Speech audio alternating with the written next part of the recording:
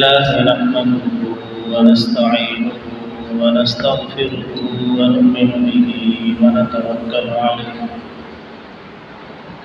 ونعوذ بالله من شرور أنفسنا ومن سيئات أعمالنا من يهده الله فلا مضل له ومن يضلله فلا هادي له ونشهد أن لا إله إلا الله وحده لا شريك له ونشهد أن سيدنا ونبينا ومولانا محمدا عبده ورسوله. وقال الله تبارك وتعالى في القرآن المجيد والفرقان الحميد: ذلك الذي يبشر الله عباده الذين آمنوا وعملوا الصالحات قل لا أسألكم عليه أجرا إلا المودة في القربى ومن يقترف حسنة نزد له فيها حسنا إن الله غفور شكور. صدق الله مولانا العظيم. الصلاة والسلام عليك يا سيدي يا رسول الله وعلى آلك وأصحابك يا سيدي یا حبیب اللہ. حمد و صلاۃ کے بعد میرے نہایت واجب الاحترام، عزت و تکریم کے لائق، محبتوں اور چاہتوں کے لائق میری مراد معزز سامعین حضرات، اللہ رب العزت کا بے پناہ شکر ہے کہ اس نے آج ایک بار پھر ہمیں اپنی بندگی کے لیے اپنے گھر اس نے بلا لیا ہے. یقیناً ہم خوش قسمت ہیں کہ اس نے ہمیں 2 رکعت سجدہ ادا کرنے والی نمازیں بھی ہمیں اس نے عطا کر دی ہیں. اور میں تو اس بات پر بھی شکر ادا کرتا ہوں کہ اللہ رب العزت نے ہمیں سونے نبی کا امتی بنا کر اس دنیا میں بھیجا ہے. اور یہ ہمارے لیے بہت بڑے اعزاز کی بات ہے کہ اللہ رب العزت نے ہمیں اہل سنت و جماعت، تمام صحابہ کو ماننے والا، تمام اللہ کے دوستوں کو ماننے والا اور امت مسلمہ کے ہر فرد کے دل میں محبت رکھنے والا بنایا ہے. کیونکہ دلوں میں نفرت پیدا کرنا یا کسی کے لیے دل میں نفرت کی جگہ دل کو دے دینا یقیناً اچھے انسان کی علامت نہیں ہوتی. جو آیت کریمہ میں نے آپ حضرات کے سامنے آج تلاوت کی ہے، خالق لم یزل سے دعا ہے کہ اللہ رب العزت اس کا صحیح معنوں میں حق اور ادا کرنے سب سے پہلے مجھے اور پھر آپ کو عمل کرنے کی توفیق عطا فرمائے. آیت کریمہ میں اللہ رب العزت نے ارشاد فرمایا کہ یہ محض ایک عظیم فضل ہے جس شخص کے لیے ہے اس کو خوشخبری سنا دو. اور اللہ اپنے بندوں کو ایسے ہی خوشخبری سنایا کرتا ہے ان بندوں کو کہ جو ایمان لاتے ہیں اور عمل صالح کرتے ہیں. پھر آیت کا اگلا حصہ اللہ رب العزت نے ارشاد فرمایا اپنے محبوب سے کہ محبوب آپ کہہ دیجئے کہ رسالت کے عوض نبوت کے اعلان کے بعد اللہ رب العزت کا نبی، اے مکہ اور مدینہ والوں، نہ اللہ تم سے کچھ چاہتا ہے نہ نبی تم سے کچھ چاہتا ہے. یہ مفہوماً ترجمہ کرنے لگا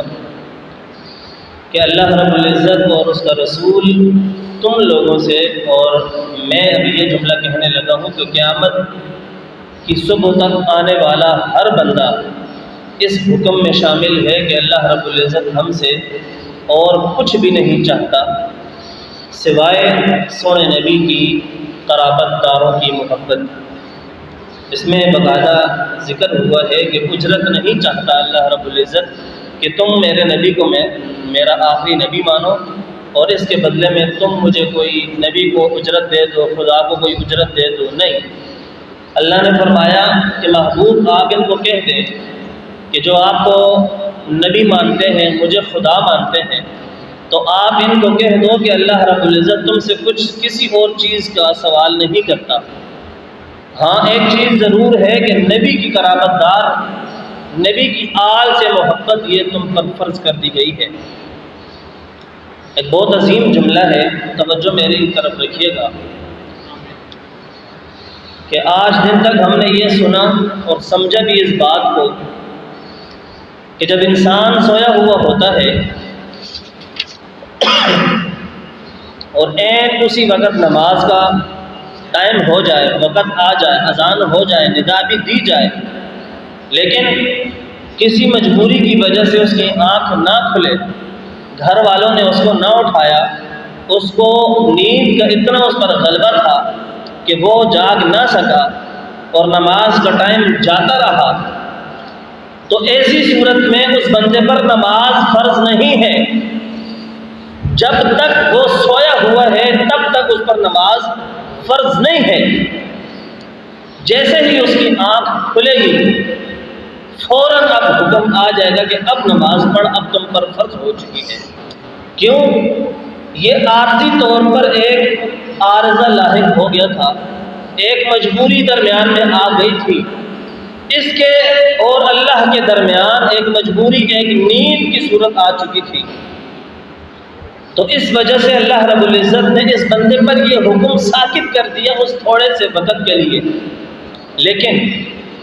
جیسے ہی اس بندے کی آنکھ کھلے گی تو اب فوراً اللہ کا حکم ہے کہ اب بندے تو نے میری بندگی ادا کرنی ہے، نماز ادا کرنی ہے۔ لیکن قُلْ لَا أَسْأَلُكُمْ عَلَيْهِ أَجْرًا إِلَّا الْمَوَدَّةَ فِي الْقُرْبَىٰ کے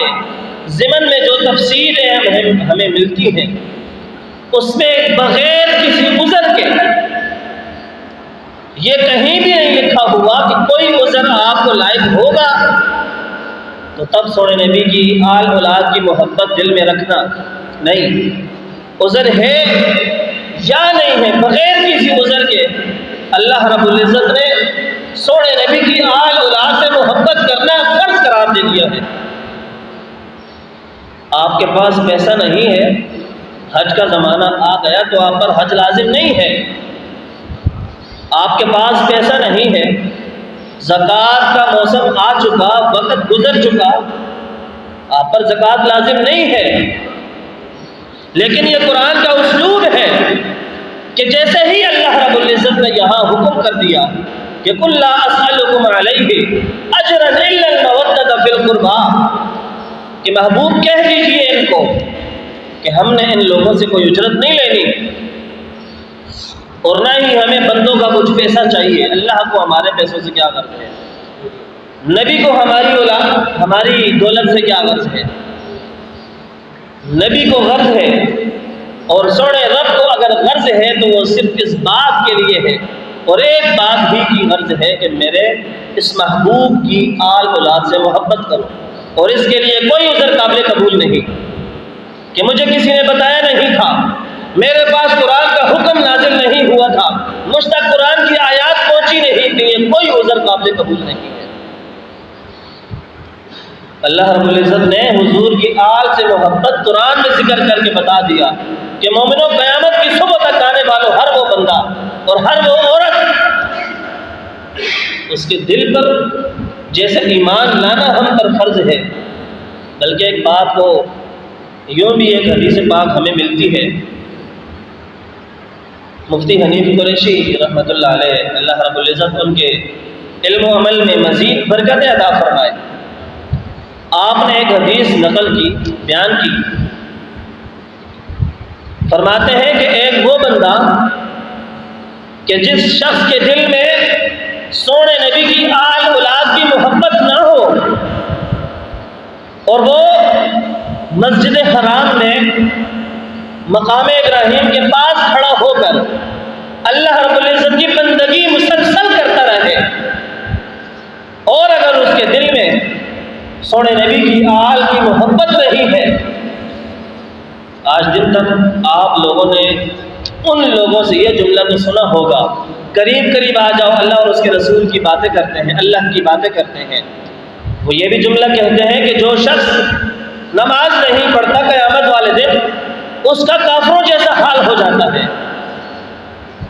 مفتی حنیف قریشی صاحب فرماتے ہیں کہ وہ لوگ آپ لوگوں کو یہ کیوں نہیں بتاتے کہ جس کے دل میں حب رسول اور آل رسول کی محبت نہ ہو